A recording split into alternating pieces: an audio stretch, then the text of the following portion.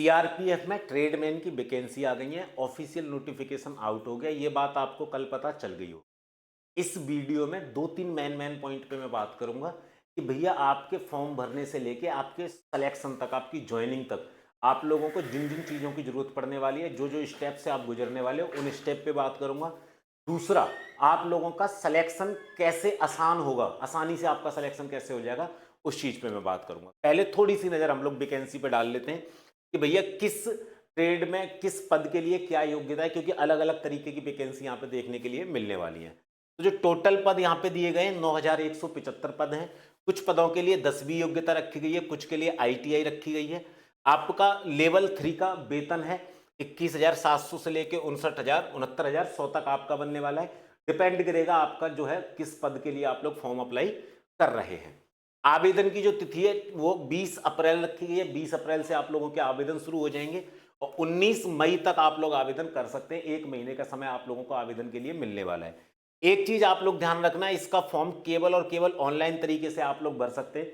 और सबसे बड़ी बात, ये जो वैकेंसी है डोमिसाइल आधारित है, मतलब जिस राज्य का कैंडिडेट है उसी राज्य की वैकेंसी में फॉर्म फिल कर पाएगा।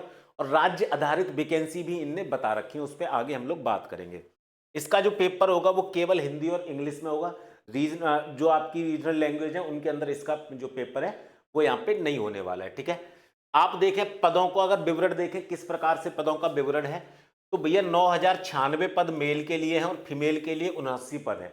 इनमें से 10% जो पद है वो भूतपूर्व सैनिक या एक्स सर्विसमैन के लिए यहाँ पे, ठीक है ना, जो एक्स पहले से जो सिपाही हैं उनके लिए यहाँ पे रजिस्टर्ड हैं या बोल रहे हैं तो आरक्षित है। क्लियर है।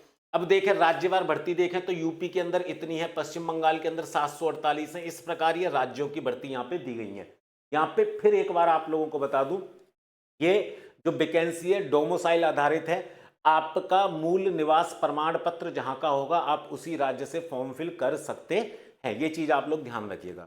अब इसमें एज के क्राइटेरिया की बात करोगे तो 21 से 27 वर्ष का एज का क्राइटेरिया है ड्राइवर के लिए। बाकी ट्रेड के लिए 18 से 23 वर्ष का एज का क्राइटेरिया यहां पे रखा गया है। एज की बात करेंगे एससी एसटी वालों को तो 5 साल की छूट मिलेगी, ओबीसी वालों को 3 साल की छूट यहां पे मिलने वाली है। बाकी अगर बात करें कि योग्यता किस पद के लिए कितनी रहने वाली है, तो चालक के लिए देखें आप 10वीं पास होने चाहिए और आपके पास ड्राइविंग लाइसेंस होना चाहिए। अब मोटर मैकेनिक की बात करें तो 10वीं हो या 12वीं हो, साथ में आप लोगों ने 2 वर्ष का आईटीआई का प्रमाण पत्र ले रखा हो और आपको 1 वर्ष का अनुभव हो, या फिर 1 वर्ष का अनुभव या राष्ट्रीय शिक्षुता प्रमाण पत्र आपके पास में होना चाहिए। अगर आप लोग पेंटर कुक वगैरह के लिए फॉर्म फिल करने वाले तो 10वीं पास होने चाहिए और जो भी काम है आपका उसमें आप लोगों को 1 वर्ष का अनुभव होना चाहिए, निपुण होने चाहिए आप लोग उस काम के अंदर। बाकी इलेक्ट्रीशियन के लिए 10वीं पास और जो आप लोगों का इलेक्ट्रीशियन वाला काम है उसके अंदर 1 साल का अनुभव होना चाहिए। अगर आप लोग इलेक्ट्रीशियन से आईटीआई किए हुए हैं तो आपको 10वीं वाले के ऊपर प्रेफरेंस दी जाएगी।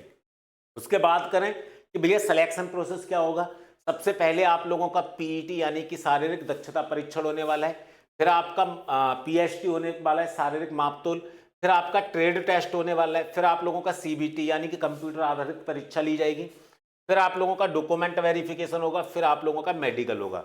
ये सारे के सारे जो प्रोसेस है ये केवल और केवल क्वालिफाइंग नेचर के होंगे, क्योंकि जो फाइनल मेरिट होगी वो लगने वाली है भैया आप लोगों की सीबीटी पे आधारित। ठीक है ना, सीबीटी पर ही आप लोगों की फाइनल मेरिट लगने वाली है। बात अगर पीईटी की करें किस तरीके से दौड़ लगवाई जाएगी, तो जितनी भी ट्रेड हैं, ठीक है ना, जैसे चालक हो गया, पेंटर हो गया, बढ़ई हो गया, माली हो गया, इन सबसे 5 किलोमीटर की रेस लगवाई जाएगी 24 मिनट के अंदर। भाई आप लोग अगर नाई धोबी या रसोई या कुक जैसी इस तरीके की पोस्ट के लिए अप्लाई कर रहे हैं तो 1.6 किलोमीटर की रेस लगवाई जाएगी 10 मिनट के अंदर। अगर आप लोग इलेक्ट्रीशियन की पद के लिए अप्लाई करेंगे तो 1.6 किलोमीटर की रेस लगवाई जाएगी 9 मिनट के अंदर। क्लियर है। बात अगर हम लोग करते हैं कि भैया जो आप लोगों का पीएचडी किस तरीके से होगा, तो आपकी हाइट जो है 170 सेंटीमीटर होनी चाहिए।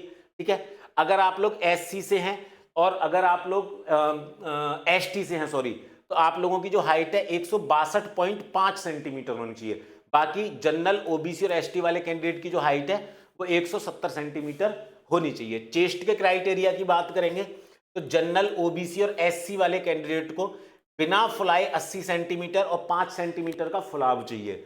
बाकी आप एसटी उम्मीदवार की बात करेंगे तो 67 सेंटीमीटर का आप लोगों का चेस्ट होना चाहिए और 5 सेंटीमीटर का उसके अंदर फुलाव आप लोगों को होना चाहिए। जो आप लोगों का एग्जाम होगा सीबीटी वो कुछ इस तरीके से रहेगा। 100 प्रश्न आप लोगों से पूछे जाएंगे, कुल अंक 100 रहेंगे, समय 2 घंटे का दिया जाएगा और जो इसका लेवल रहेगा वो 10वीं तक का रहेगा। सब्जेक्ट कौन कौन से पूछे जाएंगे? रीजनिंग से 25 क्वेश्चन आएंगे, जीके से 25 क्वेश्चन आएंगे, मैथ से 25 क्वेश्चन आएंगे। आपका एक लैंग्वेज आपको चूज करनी पड़ेगी, हिंदी या इंग्लिश, दोनों में से जो भी लैंग्वेज आप सेलेक्ट करते हैं उससे 25 क्वेश्चन आप लोगों को देखने के लिए मिलेंगे। हर क्वेश्चन 1 अंक का रहेगा, गलत क्वेश्चन पर आप लोगों का 1/4 का नेगेटिव मार्किंग देखने के लिए मिलने वाला है। बाकी सिलेबस आप देखेंगे तो रीजनिंग के कुछ इंपोर्टेंट टॉपिक ये रहने वाले हैं, जीके के इंपोर्टेंट टॉपिक ये रहेंगे, हिंदी और इंग्लिश का बेसिक ज्ञान आप लोगों को होना चाहिए, एलिमेंट्री मैथ के कुछ इंपोर्टेंट टॉपिक ये रहने वाले हैं। बात अगर आप लोग करेंगे ट्रेड टेस्ट की, ट्रेड टेस्ट जो है वो 50 नंबर का यहाँ पे रहने वाला है और ट्रेड टेस्ट जो है क्वालिफाई करने के लिए कम से कम 20 नंबर आप लोगों को लाने पड़ेंगे। मैं जो स्टार्टिंग में आप लोगों को बोल रहा था कि ये केवल क्वालिफाइंग नेचर का रहने वाला है ट्रेड टेस्ट, मेरिट जो है वो किस पे बनेगी? सीबीटी पे बनेगी। ठीक है, ट्रेड टेस्ट में आप लोगों से क्या क्या करवाया जाएगा? चालक, अगर आप लोग फॉर्म भर रहे हैं ड्राइवर के लिए तो भैया आपसे वाहन चलवाना, पार्किंग, रख रखाव, ये सारी चीजें करवाई जाएंगी। हर एक ट्रेड का अलग अलग काम है जो यहाँ पे करवाया जाएगा। ठीक है, ट्रेड टेस्ट के दौरान। उसके बाद देखें आप लोग, डॉक्यूमेंट वेरिफिकेशन होना है, उसके बाद आप लोगों का हो जाना है भैया मेडिकल। ठीक है, ये आपका मेडिकल होते ही आपकी फाइनल मेरिट जो है वो जारी कर दी जाएगी। आवेदन शुल्क वगैरह 100 रुपए लगने वाले पुरुषों के लिए, महिलाओं के लिए कोई भी आवेदन शुल्क यहाँ पे नहीं लगने वाला है। आवेदन आप लोग इस ऑफिशियल वेबसाइट पे जाके कर सकते हैं। आपको फोटो किस तरीके का लगाना है ये भी बता रखा है, हस्ताक्षर किस तरीके से करने ये भी आप लोगों को बता रखा है। अब पॉइंट आता है इसकी तैयारी किस तरीके से करेंगे। एग्जाम विधि आपका गारंटी महोत्सव के तहत बैच ज्वाइन कर सकते हैं आप लोग 299 रुपए के अंदर। ठीक है ना। आप लोग को एक बात और बता दूं, अगर आप लोग एजेजे कूपन कोड का इस्तेमाल करेंगे तो आप लोगों को एग्जाम विधि पर किसी भी बैच के अंदर 15% तक का डिस्काउंट मिल जाएगा।